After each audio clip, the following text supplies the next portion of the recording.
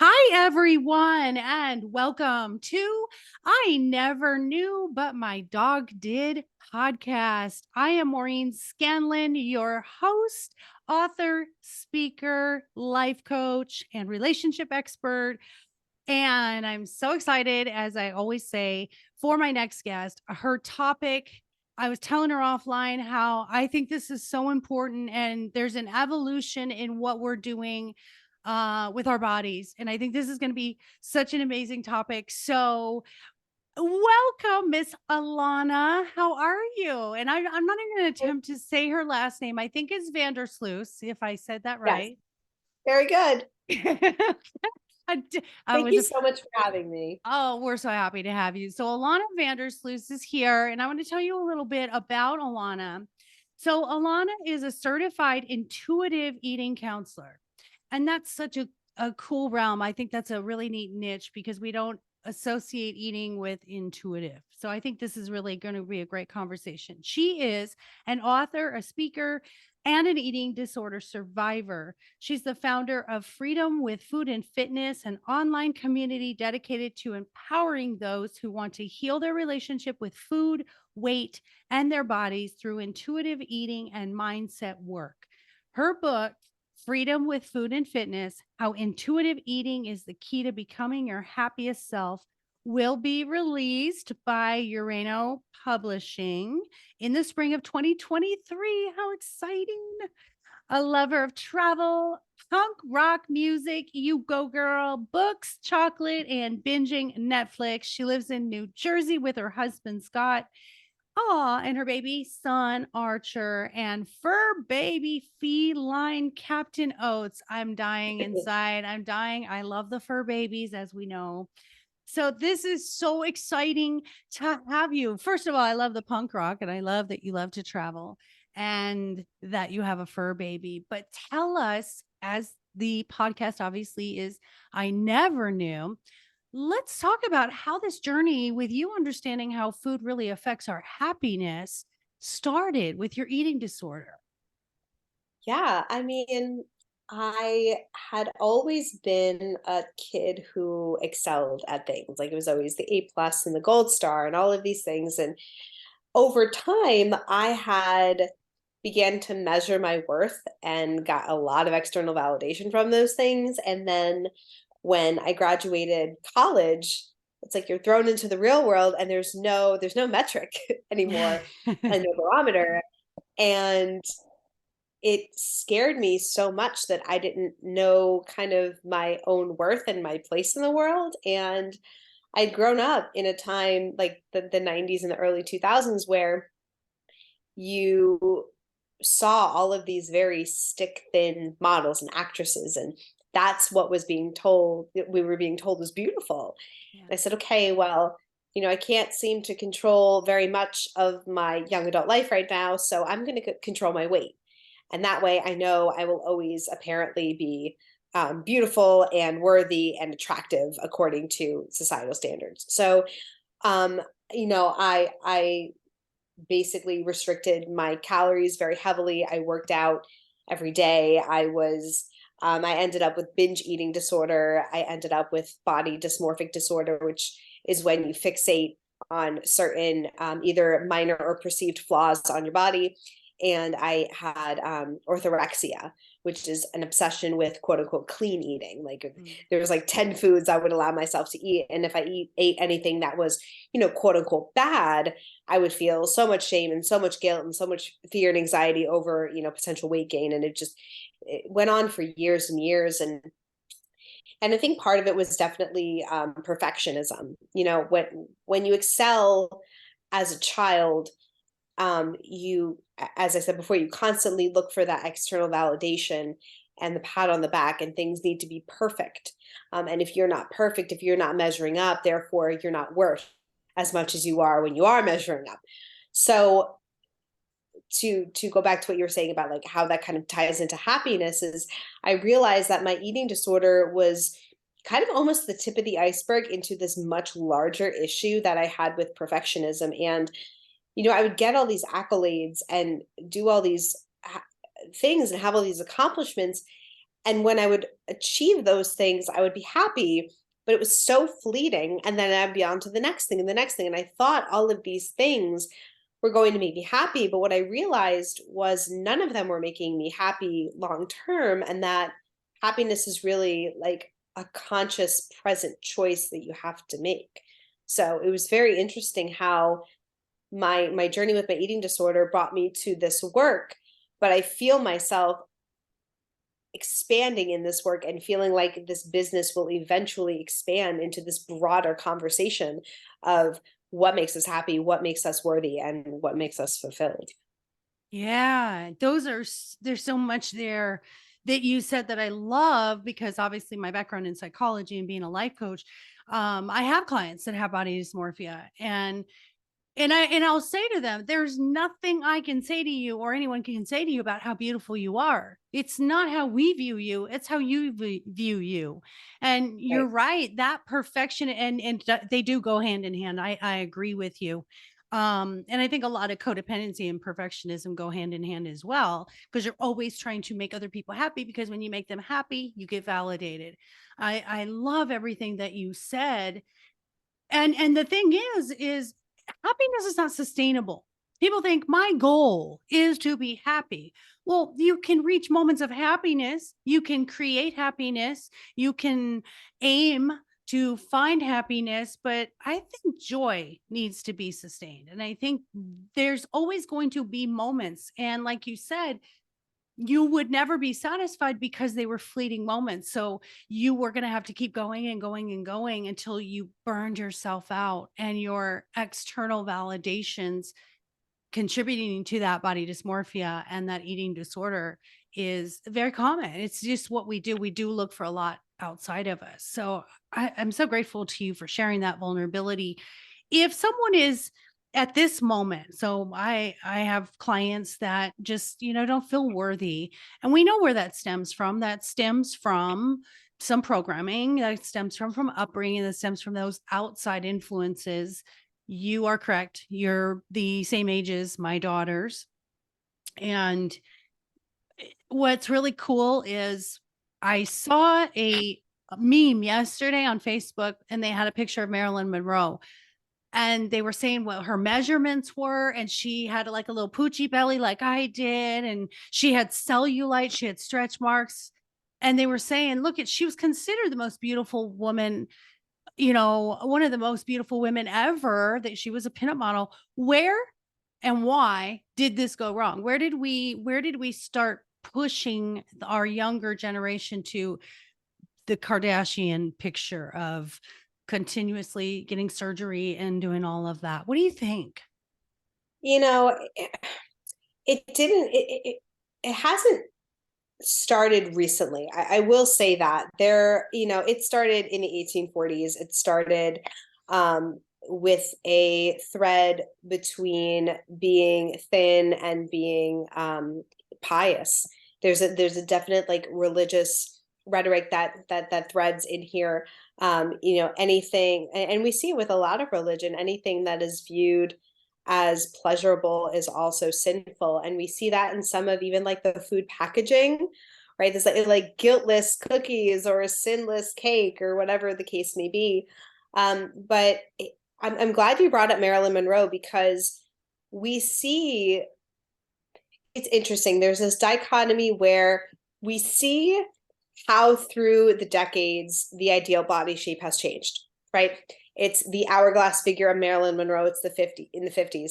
It was the straight up and down of the 20s, and then that kind of came back in vogue toward the 80s and 90s with people like Twiggy and Kate Moss. It was like super, super thin heroin chic. And then it was Kim Kardashian. It was the big butt and the big boobs and the hips. And now, apparently, according to the New York Post, heroin chic is back. So it's like this evolution, and we see it happening. And in our brain, we're like, no, there's this is like one singular version of being beautiful, and I'm not hitting it.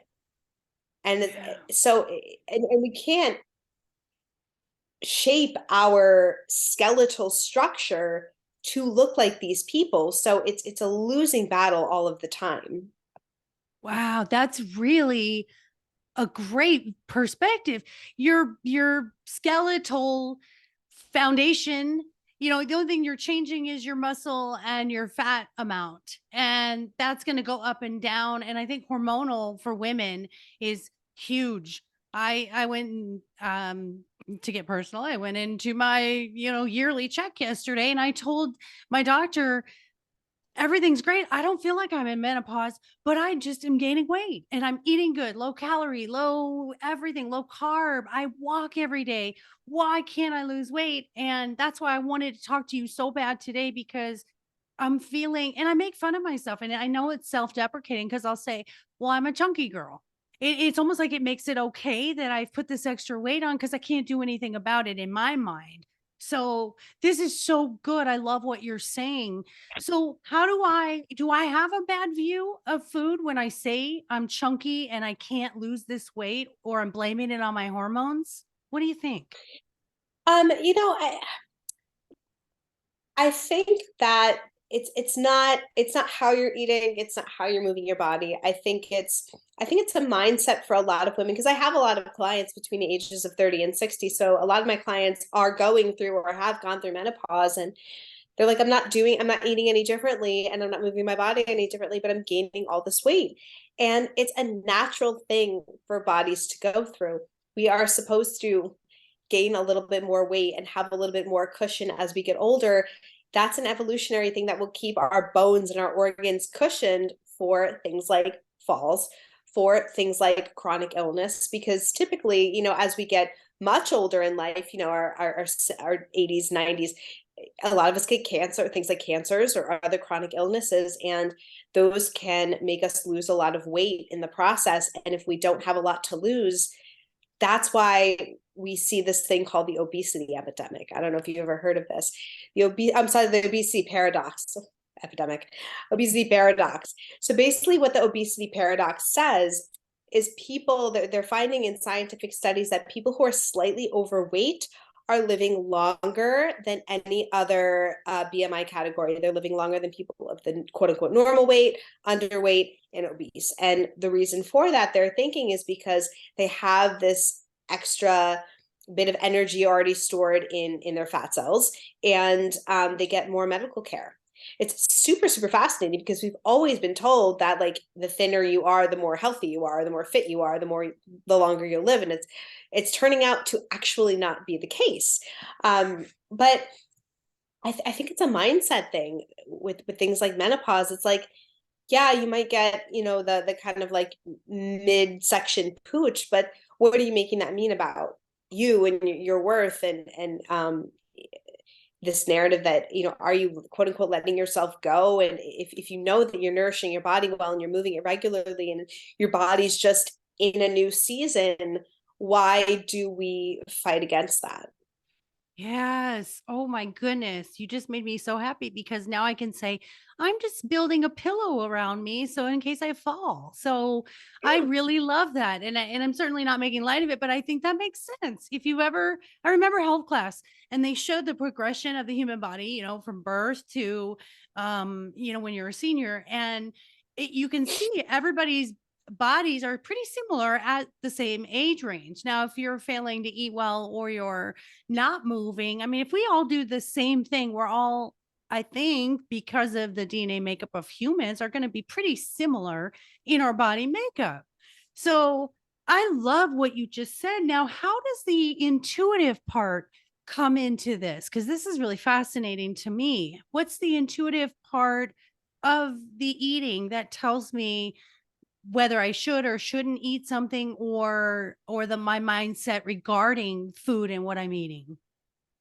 Yeah, it's so interesting, because people, especially, people like going through menopause, they're like, I'm just gonna like eat, you know, less calories, and I'm gonna go on this super restricted diet, or I'm gonna do whatever. And they're setting themselves up for failure, because your body's metabolism will slow down, because it's like, oh shit, she's not eating anymore. Like, we're experiencing a famine. We have to save everything. And you actually, hold your body will hold on to that weight with all its might.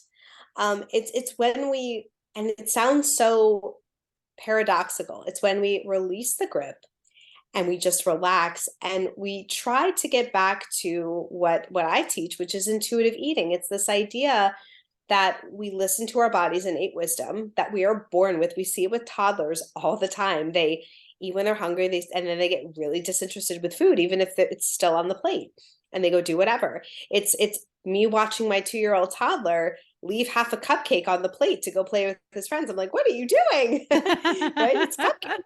But it's it's listening to your body. It's listening to those cues of, are you hungry, and honoring that hunger, and not worrying about whether or not honoring your hunger means you're going to gain weight. And it's stopping when you're pleasantly full. It's not binging to the point of feeling sick because you don't allow yourself to ever eat, right? Because anytime we restrict, it triggers a binge, and that's a biological response of our body to try to save us from starvation. So a lot of people might be experiencing that. It's honoring your cravings and not labeling food as good and bad, but also and realizing that certain foods nourish you more than others. Certain foods feel better in your body than others.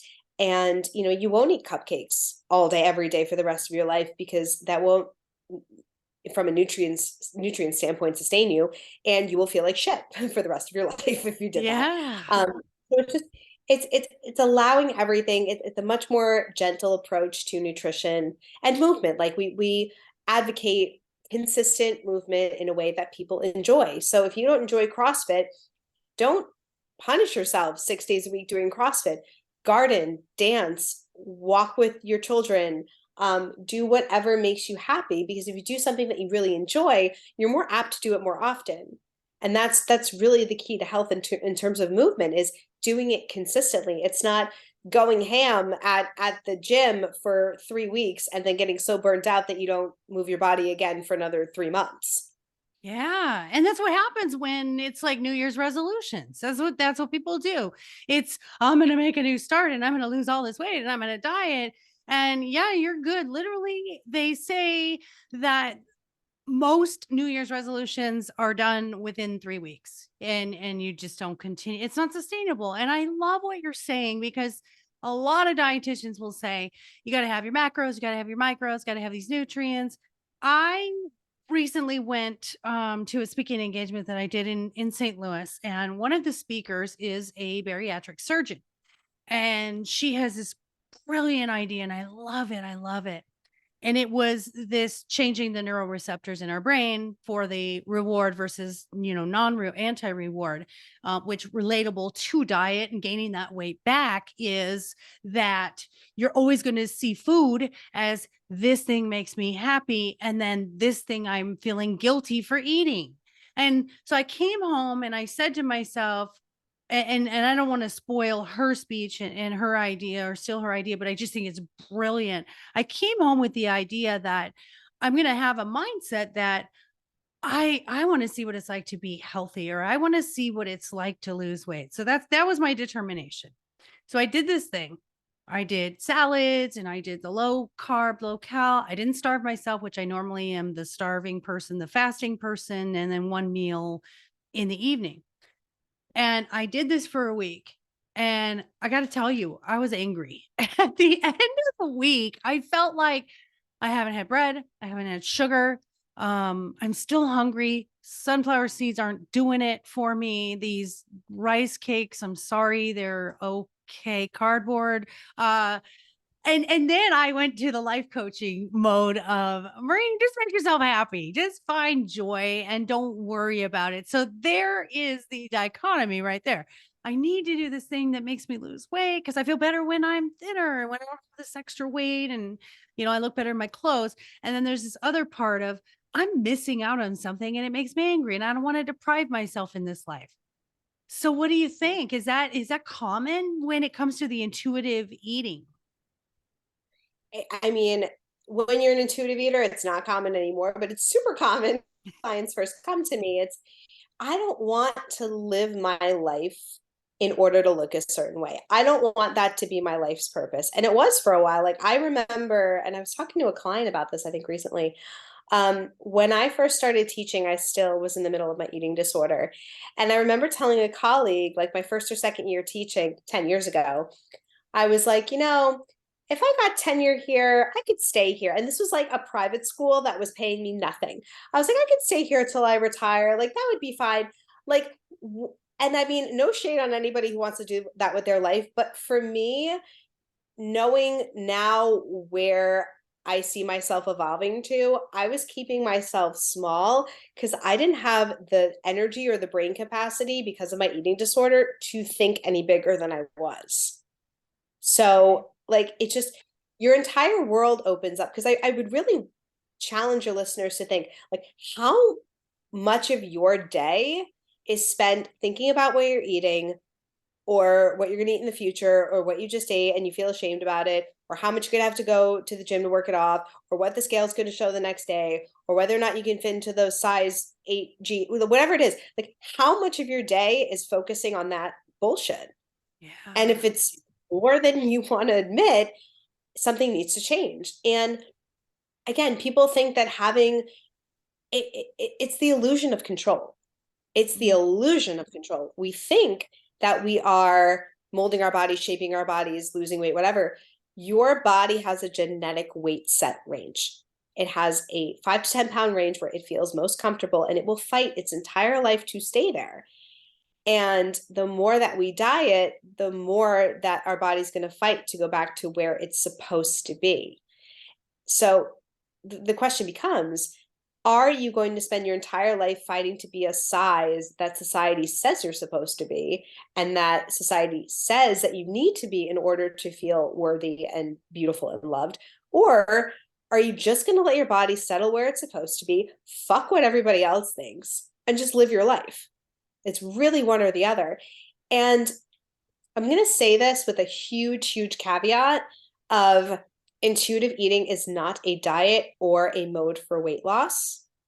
But to show the irony of how this can work for you is, when I was pregnant with my son, right? I went through the pregnancy, I gained the weight, whatever. And I was down. I had 6 pounds left to get back to pre-baby weight after a week. I lost all the baby weight in 2 weeks, and I did nothing. I did nothing. I ate when I was hungry. I stopped when I was full. I had chocolate. I had ice cream whenever I wanted it. I had whatever I wanted. I exercised the exact same amount pre-baby, and it all fell off, and my body went right back to where it was before the baby, because that is the weight that I am meant to be at. So again, it's not to say, oh, intuitive eating, you'll go right back, you'll snap right back. I mean, there are things about me that are different after baby. My ribs have expanded, my hips have expanded. Some of my clothes don't fit the same anymore. I had to go a size up. I have, loose stomach around my belly button because high elasticity. So things aren't exactly the same, but they're pretty much the same size and shape, because that's just where I'm supposed to be. And I let it happen. I said, let source, let universe do what it's going to do with my body, because there is no way I'm going to go back to my disordered ways after having this baby in order to look a certain way. I don't have time for it. I have to take care of him and Yeah. myself, my own mental and emotional. I can't do this right now. So I want people to know that, because I think a lot of people think intuitive eating is letting yourself go, letting your health go. And it's the exact opposite. It is actually coming back to your health and coming back to yourself, and not worrying about the noise of society telling you what you need to do in order to be happy and healthy and worthy. Wow. Listeners, let's all take a collective sigh together, because thank you for that. Because I don't feel so bad that I have an addiction to M&Ms. But the thing is, I love what you said, and I wrote this down. Our body has a genetic weight range. So does that change? Because I, like you, was 110 pounds, 105 to 110 pounds my entire life, had three babies. didn't even nobody knew I was even pregnant when I was pregnant half the time because you just turned around and I had a little beach ball. Then my second child, she was my biggest, who's my tiniest kid now. Kid, she's 30. But you know, and then I had my son later. I was 28, and then I definitely gained it, and it was harder to lose. And maybe that might be the misconception in some of our minds is, well, when I had a baby at 20 or 25, I could easily, like beautiful Alana, go back and it just fell off. I could do anything, eat anything. But now I can't go back to that range that I think I should be at, which is for me, for my height, I'm 5'4". I should be at about 120. So is that the problem too? Is that we need to realize at each stage, maybe we do have a different range? Yeah, you're not. I saw this on a meme somewhere, so I guess I'm going to quote it. You're not meant to be the same size you were in high school. Like if you were in the same body you were in high school, it was kind of look weird. I think personally, it would be kind of bizarre. It's like our bodies are supposed to become more womanly, and then it's you were saying it in your doctor's appointment, like your hormones are changing. That's just like all of us are going to go through that because I know some people. I don't know if this is also like a video as well as a podcast, but I'm sure they're going to look at me and be like, this 35-year-old bitch right here, like she doesn't know menopause. Just wait, sweetheart. And I'm just like, yeah, no, like it's totally gonna happen. I'm totally like my hormones are gonna change, my body might change. And it's the same deal I knew I was going into when I got pregnant. I'm like, okay, well, things might not look the same after this. And that's just but then I had to say to myself, well, you know what? My size and my shape isn't my worth. So whatever happens after this, like it doesn't matter. I still get to be a great mom. I still get to have my business. I still get to be a teacher. I still get to be a wife and a friend and a daughter. And I get to be all the things. I get to do all the things in my life that I want to do, regardless of my size. And I'm a firm believer in intuitive eating, in that if you listen to what your body needs and you pay attention to how foods feel in your body and you eat nutritiously most of the time and you move your body most of the time, you will be healthy. I don't think this is like throwing everything out the window, and if you gain weight that automatically means you're not healthy. I think that's another misconception, that Yeah. weight equals health. Your body size and shape is 80% determined by genes and 20% by lifestyle factors, and only one lifestyle factor is what you eat. We're taught from the diet and weight loss industry that it's like food is like and is the number one determinant of your health, and if you don't eat healthy 100% of the time, you're screwed. And that's so not the truth. There's so much. It's how much are you hydrating? How much are you sleeping? What is your mental health like? Are you meditating? Are you journaling? Do you know how to? And this is a huge thing with my clients that I do that I don't think many people do. Is are you managing your mindset? Like, do you know how to manage your emotions and identify what thoughts you're having that are causing them, and what thoughts serve you and what don't? I don't know if many people are talking about that in terms of intuitive eating, but I think that's a huge piece of why we act the way that we do with food and why we believe our weight determines our worth. It's all a mindset thing. Yeah, I think we have too big of a gap between mental health and physical health. And I'm with you 1,000,000% because obviously I'm in the mental health side, the mental health arena. And that's interesting that you say that because if you think about it, when you see people losing weight, it's because they're happy. Because they've gotten up and they've started doing something. When people a lot of times don't have that mindset yet of this determination to do something, they're stuck in that mindset of nothing's going to change. Nothing's going to get better for me, and I think that has a lot to do with it because you've got stress hormones too. Stress hormones are going to make you gain weight, and I think if we go back to a lot of eating disorders, whether it's overeating or undereating or binging or anorexia. I had anorexia at one point as well. Um, After my divorce, and I was just completely stressed out and I passed out. I worked in an ER, thank goodness, passed out in an ER, and I was like 95 pounds at that point. Um, I think if we recognize, and this is really good for the intuitive part of it, and I'm certain this is a big part of what you do, is am I eating because it's an emotional thing that makes me feel better? Or am I eating because I like this food and it makes me happy? There's a difference, right? There's a difference between I'm eating because of a lack of my self-worth and how I feel and I need something to fulfill that. And any addictions like that. Let's be real. It's whether it's alcohol, drugs, whatever, right? Or, am I shaming myself when I do eat M&Ms? So, is that a big part of what you do? Absolutely. There is a big difference between whether you're eating ice cream because it tastes good and you're having a craving for it, and eating it because you need a sense of comfort that you're not getting elsewhere. And identifying the fact that you are searching for comfort, having that conscious thought, and saying, okay, well, what thoughts am I having that are causing me such anxiety and discomfort that I need to feel comforted? I think that's a huge thing. And to speak about what you were saying about, if you're people who are losing weight, they're doing it because they're happy. I would say, um, if they're losing weight that is not genetically meant for them, they're probably happy. I think it's also more a case of they are engaging in health promoting behaviors that are causing them to lose weight that they're not meant to have as a byproduct.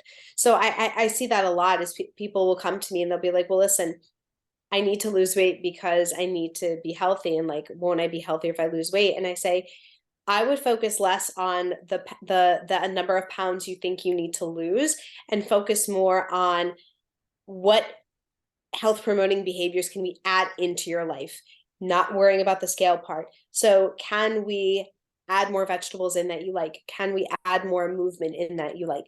Can we find time in your schedule for relaxation and self-care? And when we do those behaviors, if somebody is above their weight set range, the weight tends to come off as a byproduct, but we don't focus on it completely because I worry about that narrative that losing weight and happiness go hand in hand, because I know, and I'm sure as someone who suffered from anorexia, too, my lowest weight, I was my most miserable. I was my most miserable. And that was the thing I thought was going to make me happy. And Yes. I would get down to a goal weight and I would look at the scale and it would be the weight I wanted to see, the number I wanted to see. And I'd be like happy for like a second. Then I'd be like, I could get lower. And then I Yeah. would try to do that. And then when I would get to my goal weight, I would be so anxious at the fact that I had to now have the pressure to maintain it. I was like, Wow. oh my God, like I cannot eat off my plan at all because I will gain whatever amount and then I'll have to do it all over again. And I was like Wow. killing myself to get down there. Yeah. So yeah, for anybody who thinks like losing weight is going to make you happy, it made me miserable. Totally Yeah. miserable. Weight goals are not a destination and for happiness. And I'm going to clarify because thank you for pointing that out. I misspoke when I said people who are losing weight are happy. What I meant was people feel better when they see progress. And so Yeah, that that helps the motivation. But like in my case, I'm doing all of these things and I'm not seeing progress. So you said something a few minutes ago that I say is for everything in our lives, and it is acceptance. When I accept who I am, what I look like, what I'm here to do, what my purpose is, that's the center core of the nucleus of feeling joy in being in this life. And I love yesterday at my gynecologist's office, the first thing they do is say, hi, how was your day? How's your day going? And I'm like, well, it's going great. And they're like, well, here, the first thing we're going to do is put you on this scale. And I said, well, it was going great. Oh, Um, I tell them no. I tell them no. I seriously, I tell everybody this. Like, there is very few instances where they need to weigh you. Like, if you're going in for anesthesia, if you are on a medication that is like weight dependent, or if you like have like kidney issues and typically like really like a sharp spike in weight gain means that you might be having like kidney failure. Like, those are different issues, but like they'll be like, okay, well, let's weigh you, and I'll be like, no, thank you. and they just say, okay. And like Oh, and if they push back, I say, listen, I have a history of an eating disorder. I do not want to get on that scale. And I'm like super firm about it. I have no idea what I weigh. oh I my gosh, don't have I it. love it. I love it. I actually I don't have a threw clue. our scale away like months ago. I told my husband because he went on this weight loss thing because he's got a very slow metabolism and I said, honey, let's just throw the scale away. Who cares? We're gonna see the difference in our clothing and how we feel. Sadly, I did buy one a couple weeks ago when I started this new thing. So there you go, back to the old habits. But what was really cool at the doctor's office is when she weighed me, there is a sign and it said, "This number is not who you are." And I was like, take a picture of I that. love I didn't, that. I know. And I didn't get to take a picture of it because I was going to post it. And I thought, thank you and it has to be there. Why? Because they know, we all know that number does something to us. Just what's unfair about it is you have several of these electronic pieces of equipment in several different doctors' offices and at your home, and all synchronized. Okay. Let's be real. I could think I was doing really well at this doctor's office. And then I go to this doctor's office and it says I'm 10 pounds heavier. Wait a minute. So we're putting a lot of value on external equipment, non-human equipment to give me my value, to give me either anxiety or joy. That's not good. And you're right. That's why this topic and your content and you are so amazing. This is what the world needs. We need to stop worrying about the small things, and it's all small things. We're sweating the small things. If we're doing things in joy, um, I think that's the answer. And I don't think a lot of people enjoy being like you and I. When I was anorexic, oh my gosh, I wasn't healthy. I had headaches, I had stomach aches. It was not good.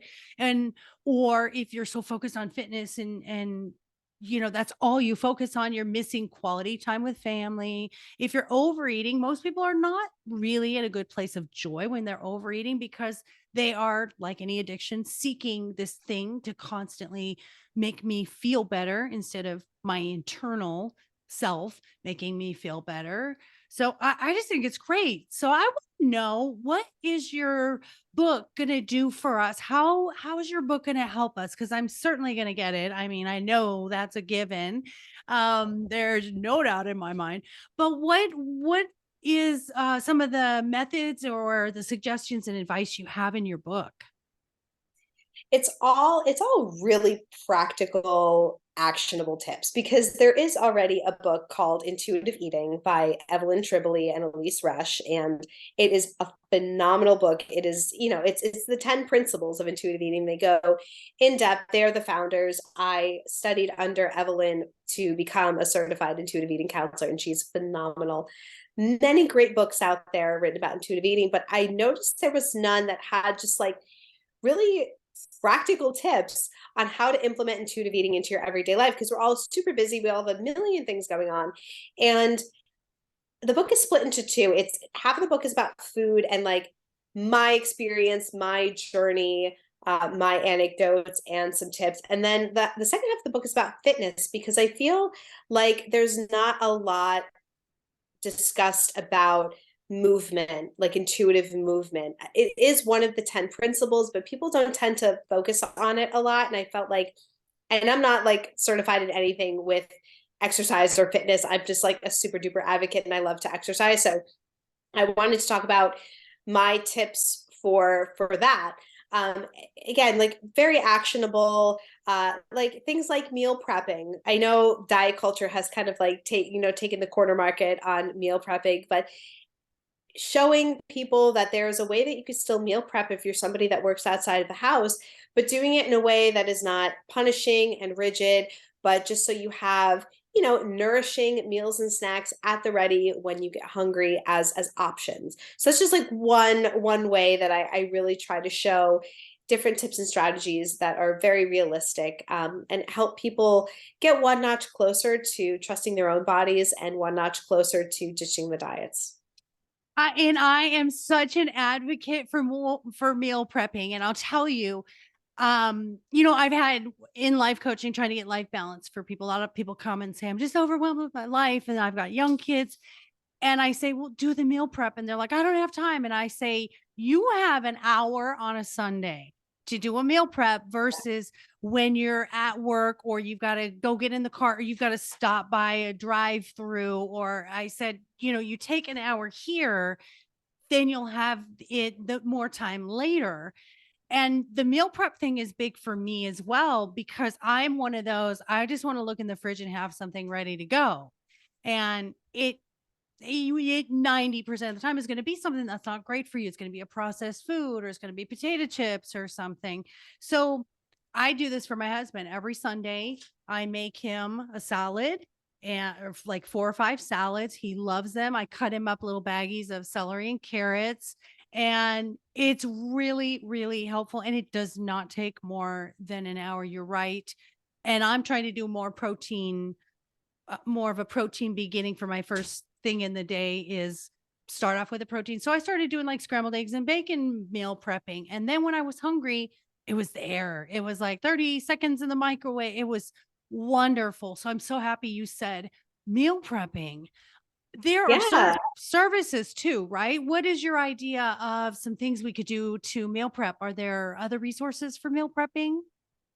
Yeah, I mean, I love that you said you really only need an hour on a Sunday because it's totally true. And I think something that trips a lot of people up is they think everything has to be homemade and look like it could be, you know, taken a picture of for Instagram. And it's like that's not true. I use so many convenience foods. You can absolutely frozen vegetables, line them all up on a baking sheet and put them in the oven, at 425 for 20 minutes, and you have a week's worth of veggies. Use instant oatmeal, instant rice, frozen fruits, throw them in your smoothies, make little baggies of like your smoothie ingredients. So then you could just pop it right in a slow cooker or a crock pot, right? There's so many great recipes. You just dump it, set it, forget it, come back, and you have like a week's worth of lunches. And there's so many little like tips and tricks and shortcuts that are in the book that are just so helpful in terms of allowing people to be healthy without it totally taking over their life. Yeah. So we're going to squash the misconception that going on a quote unquote diet, that's not what it is. It's just do what works for you. Do what's easiest for you and do what feels best for you. Absolutely. Absolutely. Just listen to your body. If if you crave pizza, let's say, right? Think to yourself, okay, definitely want this pizza, but what can I add to this meal? Again, coming from a place of abundance, what can I add to this that's going to leave me feeling satisfied, but also like good in my body and energized? So maybe it's pizza with some really great like grilled vegetables or grilled chicken or a side salad. So you can have both worlds. It doesn't have to be and or. I love, or it doesn't have to be either or. I love embracing the and. Yes, yes. And I'm going to do a little plug for a company, and they're not paying me for this, and maybe they'll sponsor my podcast after this.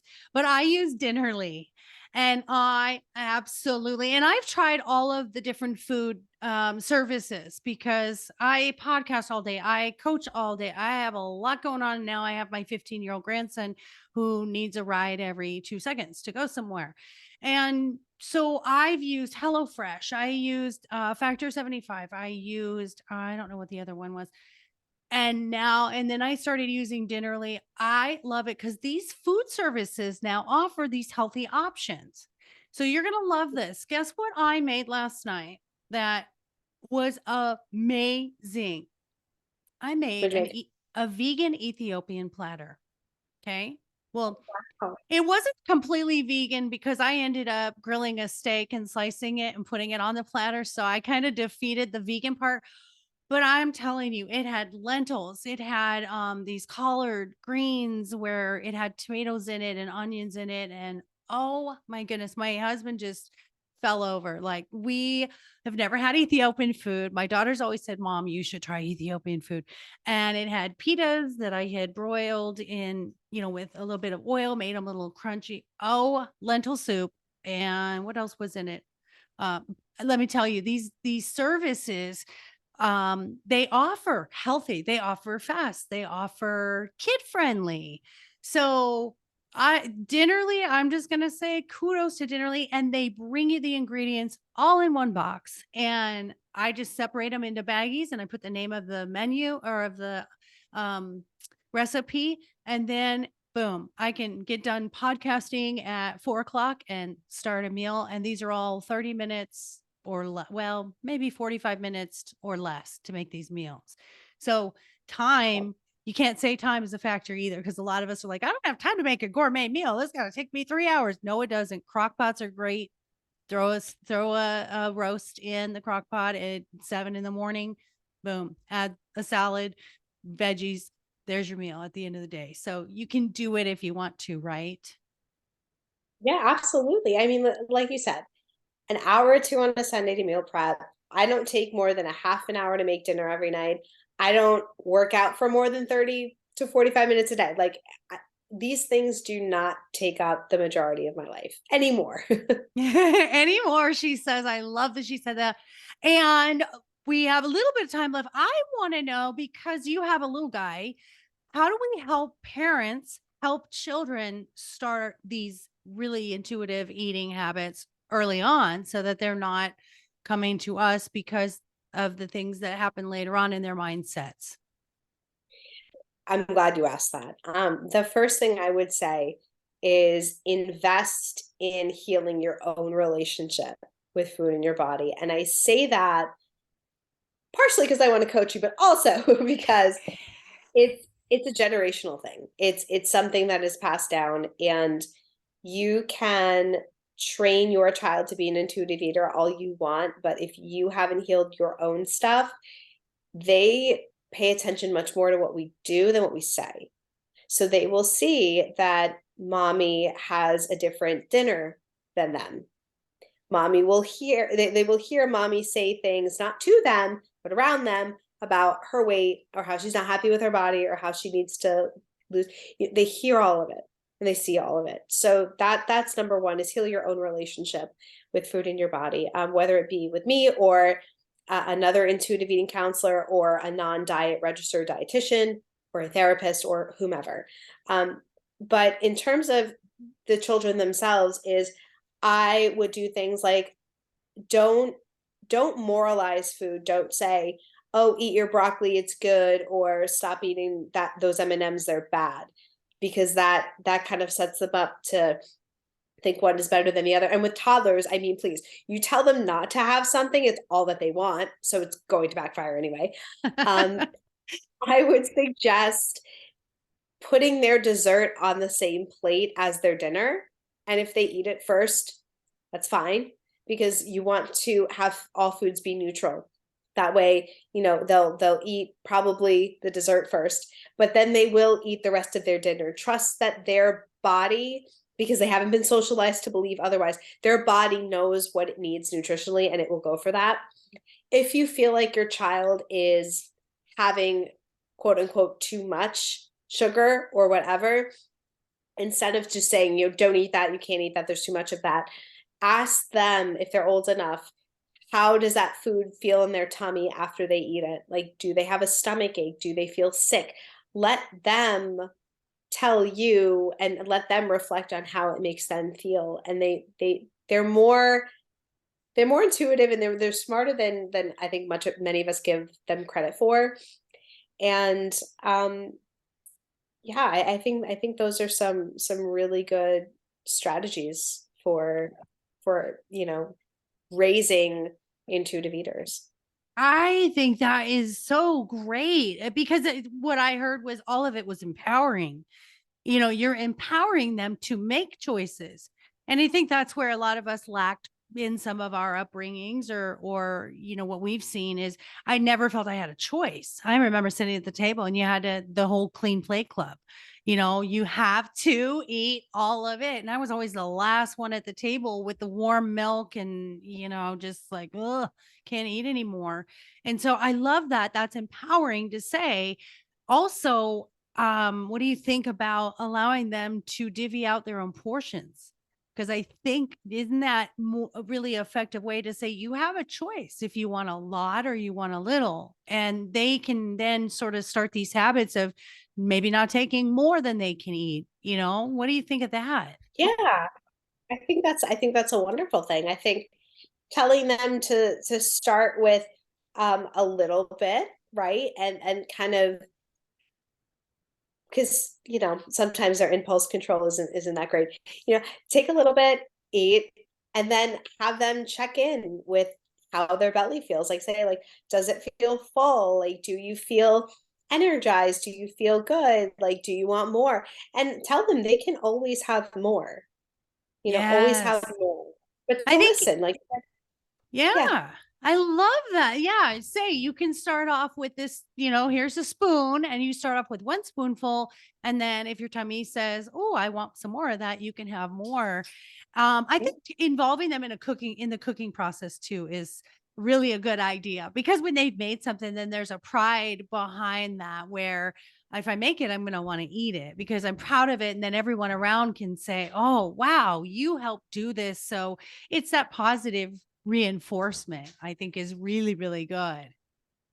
absolutely. And also never commenting on their body, good or bad. I think that's another really important thing, because I think a lot of parents would be like, oh, look at that tummy you have. And then, they might be so, and Oh, also, watching, being mindful of the type of, TV shows they watch or videos on YouTube or whatever. There are some kind of damaging messages there as well. So, and yeah.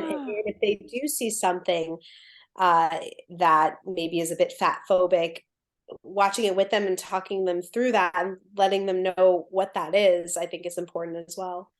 Oh, that's a really good piece that you just said, because you're helping to create their self-image and their body view moving forward in their lives in 0 to 6, most impressionable age. So I think that's great advice. So as we wrap up, my question, as everybody knows, that I ask at every guest is, you're marching down your main street in your town and there's thousands of people behind you and you're holding a banner, and your banner is what you want to say about the change you want to see in the world. What does your banner say, Alana?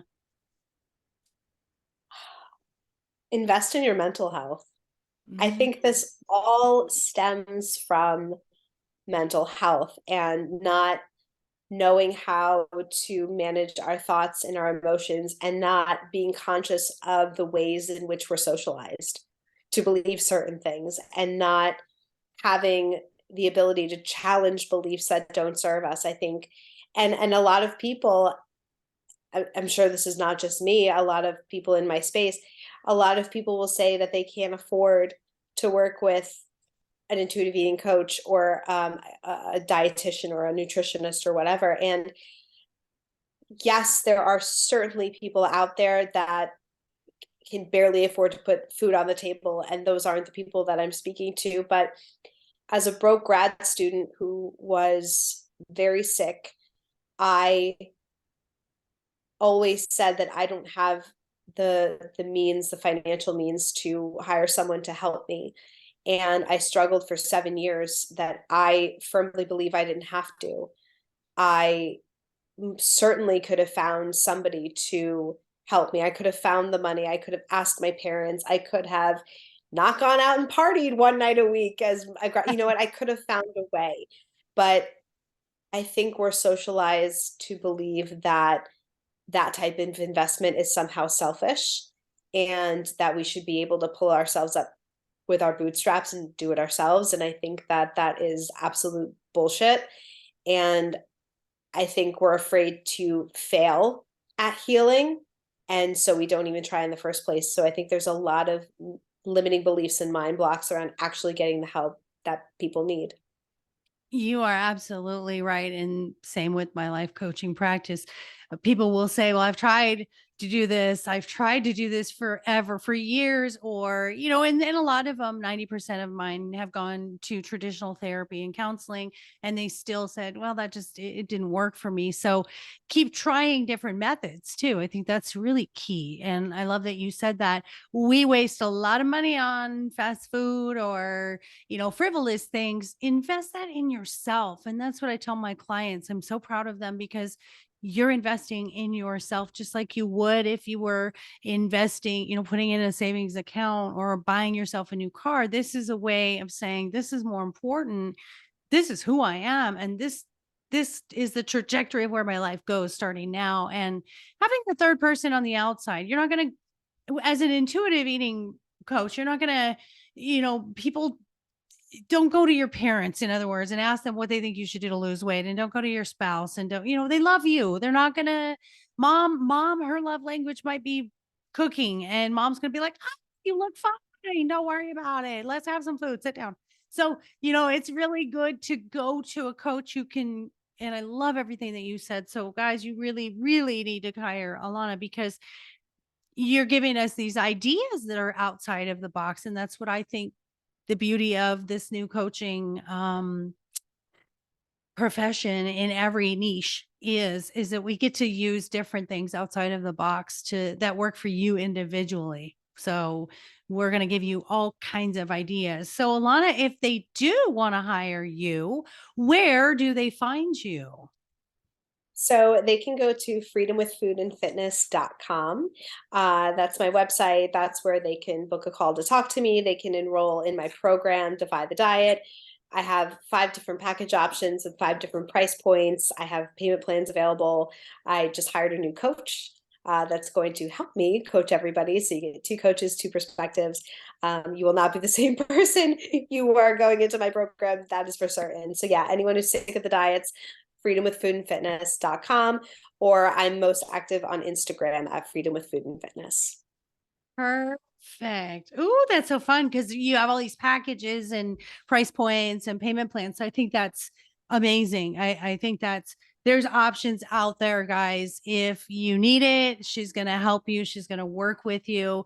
So as we close, what is, again, my last question that I always ask, what is your shameless self-indulgence that you do or enjoy? It's part of the bio because I'm not ashamed of it, but I love like early 90s emo music. No, not early 2000s. I'm so sorry. Early 2000s emo music. That's what I grew up with, in high school. That was my teenage years. I don't care how whiny it is. Put that shit on. I'll get my Converse shoes and we'll go for a drive. It'll be great. Love that. I love your generation's music. And I'm very sad, and he is not emo music, but Aaron Carter just passed away from a drug. We believe it's related to his addiction. And that was my daughter, who is 31, her first celebrity crush. And it just makes me so sad that he was 35 and he had a 1-year-old. So that brings me to, guys, if you're feeling helpless, hopeless, depressed, suicidal, please reach out. Even if it's, if it's to me, absolutely, I'll be there. But we have the 988 number now that you can reach out if you feel you're just at a place where you just see no hope. There is hope out there, and people are wanting to be there for you and to help you because your life is not done. You have things to do.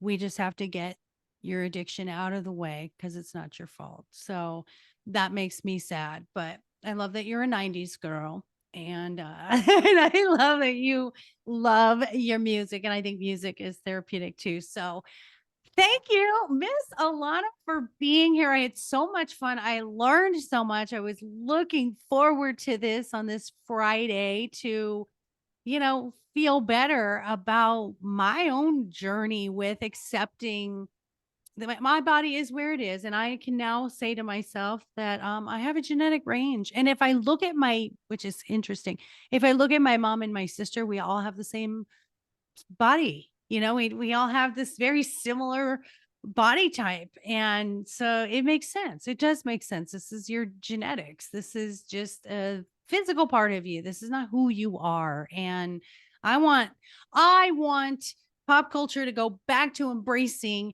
the Marilyn Monroe status where let's just let women be curvy and beautiful and makeupless and who they are as people. Let's look at who they are. Let's stop looking at people's bodies because that's not who we are. So, well, thank you so much, and I hope little Archer slept through everything.